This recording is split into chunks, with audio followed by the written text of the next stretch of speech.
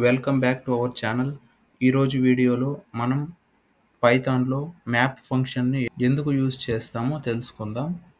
ఇక్కడ సింటాక్స్ చూసినట్లయితే map of function and iterator.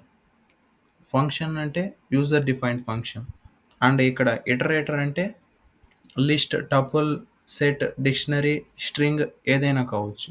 ఇక్కడ మ్యాప్ ఫంక్షన్ ఏం చేస్తుందంటే సపోజ్ ఇటరేటర్‌ని మనం లిస్ట్‌గా అనుకుందాం. లిస్ట్‌లో కొన్ని వాల్యూస్‌ని మనం యాడ్ చేసాం.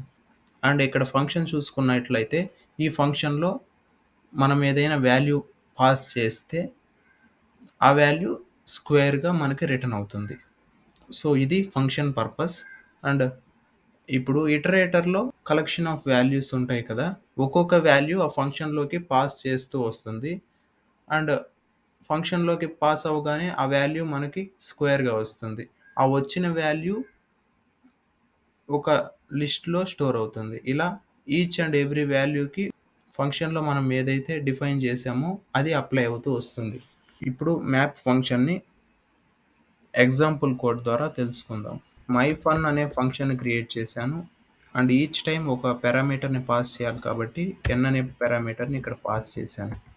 ఇన్సైడ్ ది ఫంక్షన్‌లో స్క్వేర్ వాల్యూ మనకి రిటర్న్ అవ్వాలి. So, return n into n అని టైప్ చేశాను.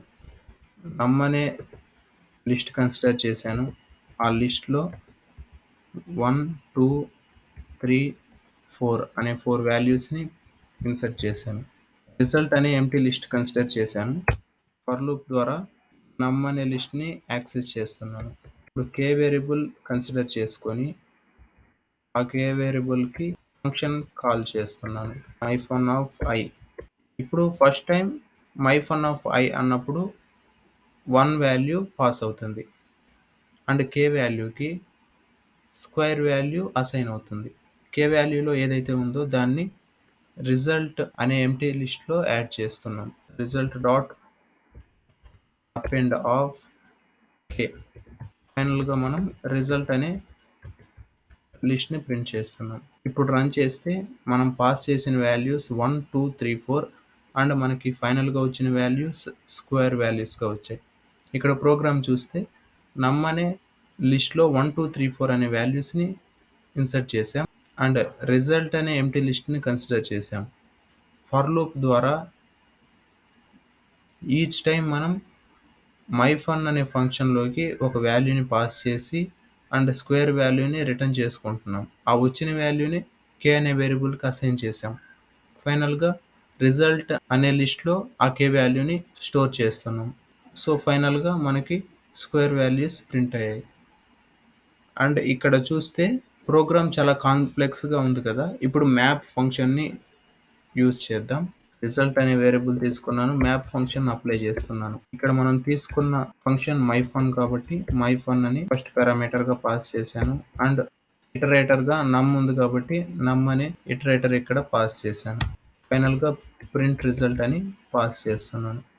ఫైనల్‌గా ఇక్కడ result equals to list of result. మనం ఇక్కడ ఎందుకు యూజ్ చేసామంటే మ్యాప్ ఫంక్షన్ యూజ్ చేసిన తర్వాత రిజల్ట్ అనే వేరియబుల్‌లో రిజల్ట్ యొక్క అడ్రస్ స్టోర్ అయ్యి ఉంటుంది. ఇప్పుడు వాల్యూస్ అన్నీ కావాలంటే లిస్ట్ ఆఫ్ రిజల్ట్ అని మనం అసైన్ చేస్తే అప్పుడు మనకి ఫైనల్ అవుట్‌పుట్ వస్తుంది. ఇప్పుడు ప్రింట్ రిజల్ట్ అని టైప్ చేద్దాం. రన్ చేస్తే 1496 అని స్క్వేర్ వాల్యూస్ మనకి అవుట్‌పుట్‌గా వచ్చాయి. ఇక్కడ మనం చూస్తే మై ఫంక్షన్ ద్వారా ఈచ్ టైమ్ స్క్వేర్ వాల్యూస్‌ని రిటర్న్ చేస్తున్నాం. అండ్ నమ్ అనే లిస్ట్‌లో 1, 2, 3, 4 అనే వాల్యూస్‌ని పాస్ చేశాం. ఇక్కడ మ్యాప్ ఫంక్షన్ ద్వారా ఫస్ట్ పారామీటర్‌గా ఫంక్షన్ నేమ్ అండ్ సెకండ్ పారామీటర్‌గా ఇటరేటర్ నేమ్‌ని పాస్ చేశాం. ఇక్కడ ఈచ్ టైమ్ నంబర్‌లో నమ్ అనే లిస్ట్‌లో ఉన్న ఒక్కొక్క పారామీటర్ ఫంక్షన్‌లోకి వెళ్తుంది. అండ్ ఆపరేషన్ పర్ఫార్మ్ చేసిన తర్వాత రిజల్ట్ అనే లిస్ట్‌లోకి యాడ్ అవుతుంది. నమ్ అనే లిస్ట్‌లో ఎన్ని వాల్యూస్ ఉంటే అన్ని వాల్యూస్‌కి ఆ ఫంక్షన్ అప్లై అవుతుంది. అండ్ రిజల్ట్ అనే లిస్ట్‌లో స్టోర్ అవుతుంది. అండ్ ఈ రిజల్ట్ అనే లిస్ట్ అడ్రస్‌ని స్టోర్ చేసుకొని ఉంటుంది. అండ్ మనకి వాల్యూస్ కావాలంటే లిస్ట్ ఆఫ్ రిజల్ట్ అని మళ్ళీ మనం అసైన్ చేయాల్సి ఉంటుంది. ఫైనల్‌గా ఇక్కడ రిజల్ట్ లిస్ట్‌ని ప్రింట్ చేస్తే అవుట్‌పుట్ వచ్చింది. So, this is about map function in Python. For more videos subscribe to my channel. Thank you.